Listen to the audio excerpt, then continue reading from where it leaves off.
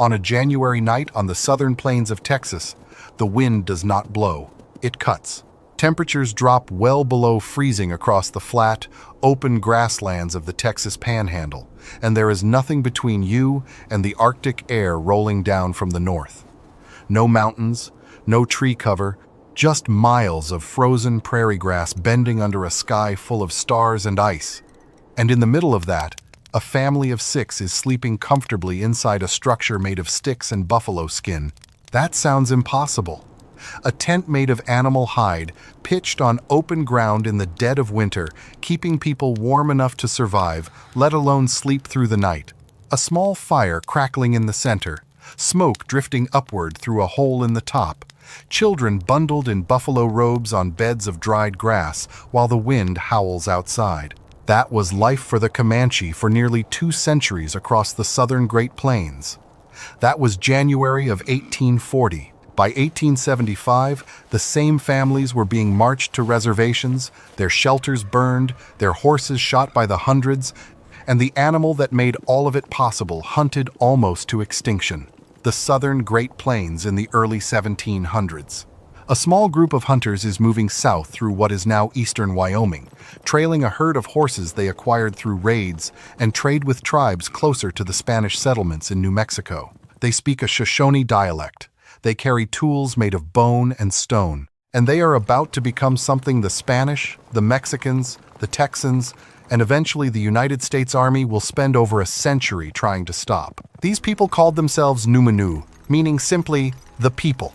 Europeans would later call them Comanche, a name likely borrowed from the Ute word for enemy, or anyone who wants to fight me all the time. And for good reason. Before the late 1600s, the Comanche were part of the eastern Shoshone, living as hunters and gatherers in the mountains and high valleys of present-day Wyoming near the upper reaches of the Platte River. Life in the mountains meant shelter from the wind, access to timber and stone for building, and relative protection from rival groups. It also meant limited mobility, limited hunting range, and a hard ceiling on how large their population could grow. They hunted bison on foot, using dogs to carry their belongings from camp to camp. It worked. It was not easy, but it worked. The horse changed all of that. After the Pueblo Revolt of 1680 drove the Spanish out of New Mexico temporarily, horses scattered across the southern and central plains. Various tribes traded and raided for them, but the group that would become the Comanche took to horses with a speed and skill that stunned everyone who encountered them. They studied Spanish methods of training and handling domesticated horses, then improved on them. Within a generation, they went from walking hunters scraping by in the mountains to mounted warriors covering dozens of miles in a single day. They could run down a buffalo herd at full gallop, launch raids deep into enemy territory, and vanish before anyone could organize a response. By the early 1700s, additional groups began breaking away from the Shoshone and heading south to join the new horse culture. The migration was not one event. It happened in waves over decades, drawn by the promise of open grassland, massive buffalo herds, and a way of life that horses had suddenly made possible. But here is the detail that everyone missed at the time. Moving south onto the open plains solved one set of problems and created an entirely different one. The mountains had been cold, sure. Wyoming winters are brutal. But the mountains also had canyons, heavy timber, and natural windbreaks on every ridge. The southern plains had almost none of that. What they had instead was wind, relentless and freezing, screaming across hundreds of miles of flat ground with nothing to slow it down. On the Llano Estacado, the staked plains of West Texas, the winters were described by early Spanish and American explorers as deathly cold. There was nowhere to hide from it. So the Comanche faced a question that would define their entire civilization. How do you build a home that keeps you warm in a place where there is nothing to hide behind? And how do you build it so you can take it apart and move it within an hour? The answer started with the buffalo. For the Comanche and nearly every other plains tribe, the American bison was not just an animal. It was an economy, a pharmacy, a hardware store, and a construction supply warehouse, all wrapped into one 1,200-pound package. The Comanche ate the meat fresh, roasting it over open fires, or they sun-dried it into jerky that could be stored for months. They mixed pounded dried meat with rendered fat and berries to make pemmican, a concentrated food that traveled well and could sustain a family through the leanest winter weeks. They even ate a mushy mixture of buffalo marrow and mesquite beans as a daily staple. They used buffalo sinew as thread for sewing. They made tools and weapons from the bones, scrapers from the shoulder blades, ladles from the horns. They crafted containers from the stomach and bladder. They braided rope from rawhide strips. They used the thick, shaggy winter hides as robes and blankets, and the lighter summer hides for clothing and moccasins. Comanche hunters used spears, sometimes 14 feet long, to bring down the animals, and they considered killing a buffalo with a lance rather than a bow a mark of pride. And from the hides, they built their homes. A single Comanche tipi required somewhere between 12 and 20 buffalo hides, depending on the size of the structure. Some accounts say the largest tipis used as many as 28. Each of those hides had to be taken from a buffalo cow killed in the spring, when the skin was at the right thickness, flexible enough to work but thick enough to block wind. Then came the tanning process. This is where the real labor started. Tanning a single buffalo hide took roughly 2 full days of hard work, sometimes longer. The process involved staking the fresh hide to the ground and scraping off every bit of flesh and membrane from the inside with a bone or antler tool. Then the hide was treated with a paste made from the animal's own brain. Every buffalo has just enough brain matter to tan its own hide, something the Comanche and other plains tribes figured out centuries before any European chemist understood the science behind it. The brain tanning method softened the leather and made it pliable enough to sew and shape without cracking or becoming brittle. After the brain was worked into the hide, the skin was stretched, dried in the sun, smoked over a low fire to make it water-resistant, and worked again by hand until it was soft enough to fold. A woman of average skill could tan about 25 hides in a single season. One teepee needed at minimum 12. That is not a typo, by the way. Building a single home represented weeks of specialized labor before anyone touched a pole. And the teepee belonged to the woman who built it. In Comanche society, the women owned the lodges, controlled their construction, decided when to raise them, and decided when to take them down. A Comanche woman could have a teepee fully assembled in under 30 minutes and disassembled just as fast, the poles lashed to a horse-drawn travois for transport. The men hunted the buffalo. The women turned those buffalo into everything the family needed to survive. Cross a Comanche woman, and you might just find your possessions sitting outside in the dirt. So the hides were tanned, cut into strips, and sewn together into a large semicircular cover. The Comanche used a 4-pole foundation system, a detail that set them apart from 3-pole tribes like the Sioux and Cheyenne. 4 foundation poles were tied together near the top with sinew or rawhide rope, raised upright and spread at the base to form the skeleton of a cone. Then additional poles, sometimes 15 to 25 in total, were leaned against the frame and locked into place one by one until the structure was stable. The poles were typically 20 to 30 feet long, cut from straight lodgepole pine or light red cedar, and the full set could weigh around 400 pounds. The finished teepee had an oval or egg-shaped footprint, longer in one direction than the other, with the steeper back wall facing into the prevailing wind.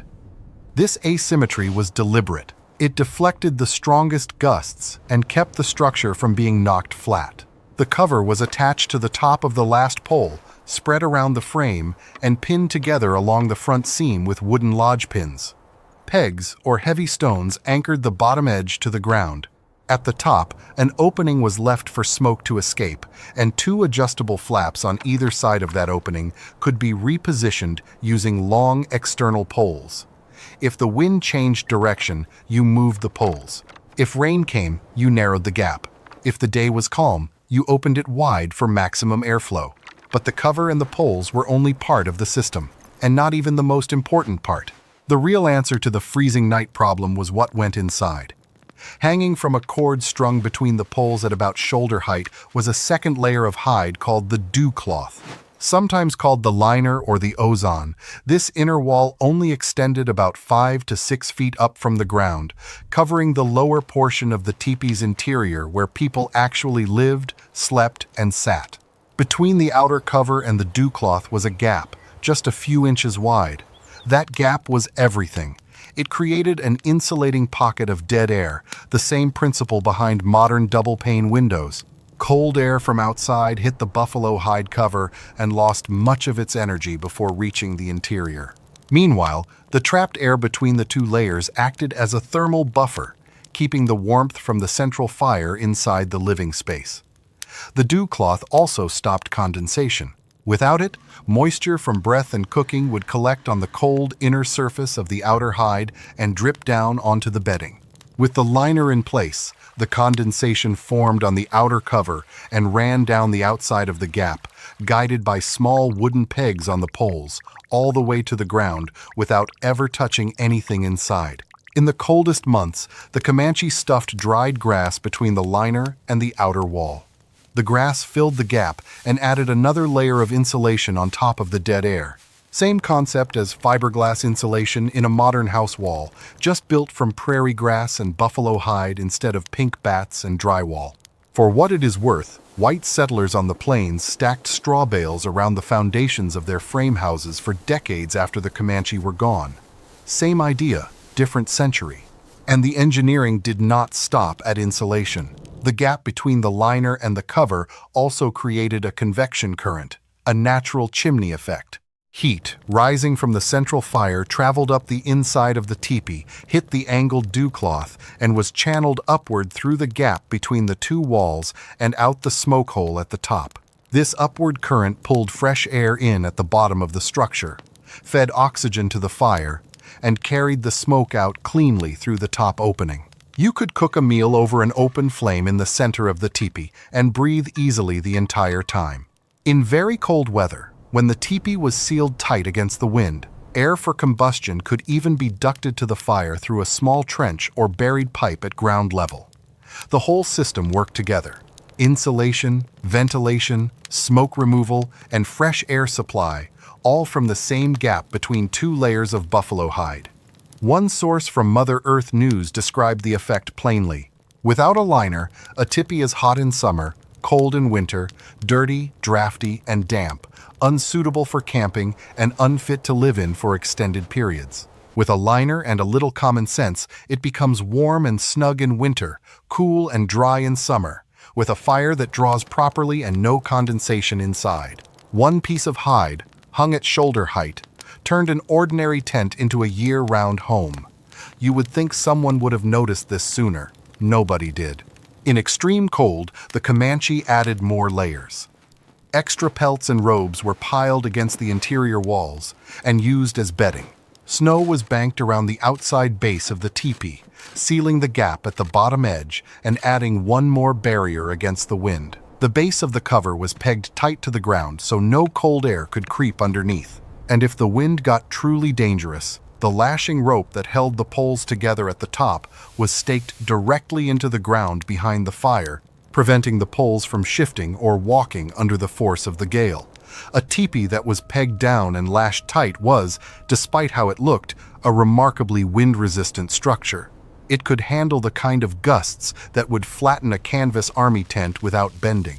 With all of these measures in place, a small fire in the center of the teepee floor, burning just a few sticks at a time, kept the interior warm enough for a family to sleep comfortably even when the temperature outside was well below freezing. Early visitors to Comanche camps in winter described the lodges as surprisingly warm, dry, and almost completely free of smoke. So yeah, not a primitive tent. But the teepee alone was only half of the strategy. The Comanche were not stubborn about where they set up camp. They read the land the way a sailor reads the water, and they chose their winter sites with the same precision they applied to everything else. In the warmer months, Comanche bands spread across the open plains in wide circles, following the buffalo herds. When autumn came, the women prepared the winter food supply. Buffalo meat was sliced thin and dried on wooden racks in the sun. Pemmican was mixed in large batches and packed into rawhide containers. Fruits like chokecherries and plums were gathered and dried alongside pecans. All of it was stored in parfleche bags, rigid rawhide containers that worked like the cardboard boxes of the plains. When winter approached, the bands pulled back into sheltered locations, particularly the deep canyons that cut through the otherwise flat terrain of the Texas Panhandle and the Llano Estacado. Most people never heard about this part of the Comanche strategy, but it was as important as the Tipi itself. Palo Duro Canyon was the most famous of these winter refuges. It is the second largest canyon on the North American continent. It stretches roughly 120 miles through the Texas Panhandle, with red rock walls that drop 800 feet below the flat prairie above. Down on the canyon floor, cottonwood trees lined the Prairie Dogtown fork of the Red River. There was water year-round, there was grazing for the horse herds, and there was shelter from the wind that made the open Llano Estacado deadly in January. The Comanche set up their winter camps in long rows of tipis along the canyon floor, positioned so the cliffs blocked the worst of the northern wind. They hunted deer, elk, and antelope in the canyon for fresh meat when the buffalo herds were farther south. The pemmican and dried meat prepared during the autumn hunts filled out the rest.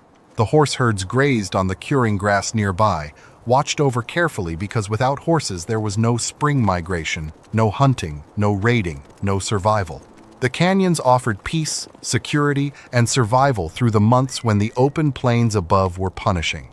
If you are learning something from this, consider subscribing. We cover stories like this every week, pulling the details most history channels skip right over.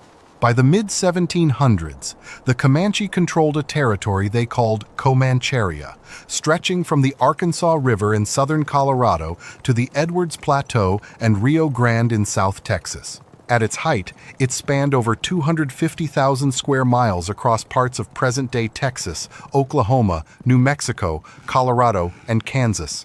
Their population peaked at around 40,000 people in the late 1770s. The Spanish called it the Comancheria. Some modern historians call it the Comanche Empire. The name fits. They dominated transcontinental trade routes, controlled access to the southern buffalo herds, and fought the Spanish, the Mexicans, the Texans, the Apache, and eventually the United States to a standstill for more than 100 years. When the Spanish tried to push into the southern plains, the Comanche pushed back so hard that the colonization of North America stalled for generations. All of this depended on two animals, the horse and the buffalo. The horse gave them speed, range, and military dominance that no other group on the continent could match.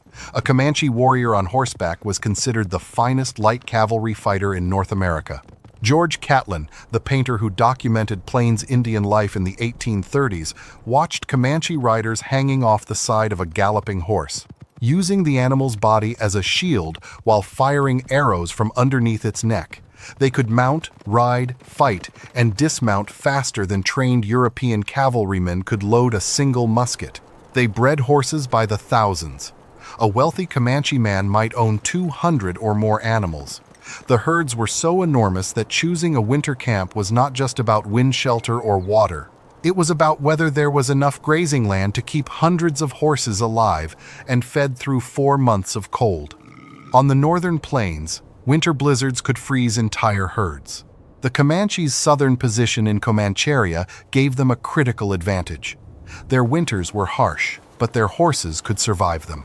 The buffalo gave them everything else: food, clothing, shelter, trade goods, the hides that became the walls of every home they ever lived in. The United States government figured this out. When Generals Philip Sheridan and William Sherman finally turned their attention to the Comanche problem in the late 1860s, they realized that direct military engagement on the open plains was not going to work. The Comanche were too mobile, too skilled in guerrilla tactics, and too familiar with the terrain to be cornered. Chasing them across the Llano Estacado was a guaranteed failure, so they targeted the supply chain instead. Sheridan reportedly said, "You kill the buffalo, you destroy the Indians' commissary." And killing the buffalo became something very close to official policy. Between 1868 and 1881, commercial hunters, often encouraged and sometimes supplied by the Army, slaughtered an estimated 31 million buffalo across the Great Plains. The kills were not for food. They were not for leather, at least not primarily. They were strategic. The hides were taken and the carcasses left to rot on the open ground by the thousands. Remove the buffalo, and you remove everything the Comanche needed to sustain their entire way of life. No buffalo meant no new hides for tipis, no winter clothing, no rawhide for rope and tools, no sinew for thread, no pemmican, no jerky, no food stores for winter. The entire material foundation of Comanche civilization was being dismantled, one dead animal at a time, across 1,000 miles of open ground, and there was nothing the Comanche could do to stop it. They could win every skirmish and still lose everything. This decision seemed small at the time. It was not. On September 28, 1874, Colonel Ranald Mackenzie led the 4th United States Cavalry down the steep walls of Palo Duro Canyon in a surprise dawn attack. Below him, spread across the canyon floor for miles, were the winter camps of Comanche, Kiowa, and Cheyenne families. More than 1,000 people had gathered in what they believed was a natural fortress, protected by sheer cliffs on every side. Hundreds of tipis lined the canyon. Horse herds grazed in abundance on the curing grass. Stockpiles of dried buffalo meat, the food that would carry them through the winter, sat in storage waiting for the cold months ahead. Mackenzie's troops swept through 5 separate villages across the canyon floor. They burned over 450 lodges. Every tipi cover, every set of poles, every dew cloth liner, all of it went up in flames. They destroyed thousands of pounds of dried meat, the entire winter food supply for the encampment, and they captured the horse herd. Estimates range from 1,000 to 2,000 animals. Mackenzie ordered the horses slaughtered to prevent them from being recovered. His soldiers shot them in a mass killing that took hours. The warriors fought back with fierce resistance while their women and children scrambled up the canyon walls to escape. Only 3 Comanche warriors died in the actual fighting. But the real damage was not measured in casualties. It was measured in what was gone. Without horses, the Comanche could not hunt. Without the stored food, they could not eat. Without the teepee covers, the poles, the liners, they could not survive the winter that was already closing in around them. And no, I am not making that up. That was the entire strategy. Not to kill the Comanche in battle, but to make it impossible for them to live through January. Pay attention to this next detail, because it explains everything about what happened after. Without sufficient mounts or supplies, the bands could not hold out over the winter. Within weeks, groups began surrendering at Fort Sill in present-day Oklahoma. By November of 1874, many had come in. By June of 1875, Quanah, the last major Comanche war leader, brought his Quahada band onto the reservation. The people who had controlled 250,000 square miles of the southern plains, who had stopped the Spanish expansion for a century, who had built one of the most effective portable shelter systems in human history, walked in carrying almost nothing. The Comanche Nation today has over 17,000 enrolled members. They are a sovereign nation headquartered in Lawton, Oklahoma, near the same Fort Sill where their ancestors surrendered 150 years ago. The Comanche language, the same Shoshone dialect their ancestors carried south out of the Wyoming mountains, is still spoken, though not by all tribal members. The nation runs language instruction programs and cultural preservation efforts to make sure it does not disappear. During World War II, 17 Comanche soldiers served as code talkers, transmitting battlefield communications in the Comanche language across the European theater. The enemy never broke the code. The language that had once carried commands across the open plains of Comancheria carried them across the battlefields of Normandy, and the Tipi still stands. Not as a relic behind glass. Tipis remain part of ceremony and community gatherings among Plains peoples today. The peyote ceremonies of the Native American Church are held in special tipis. The Sundance begins with the ritual construction of a ceremonial lodge. The form endures because the engineering was always sound. A structure that kept a family warm through a Texas Panhandle blizzard using nothing but buffalo hide, wooden poles, and a liner stuffed with prairie grass was never improved upon. It was only taken away. What survived from the Comanche is not just the memory of mounted warriors crossing the open plains at a gallop. It is the knowledge that winter on the southern plains, the kind of cold that kills cattle and buries fence posts, was not only survivable without metal, without glass, without any factory-made insulation. It was comfortable. And it was built one hide at a time by the women who owned every wall. If you want to see more how the Comanche survived through an impossible environment, that video is on screen now.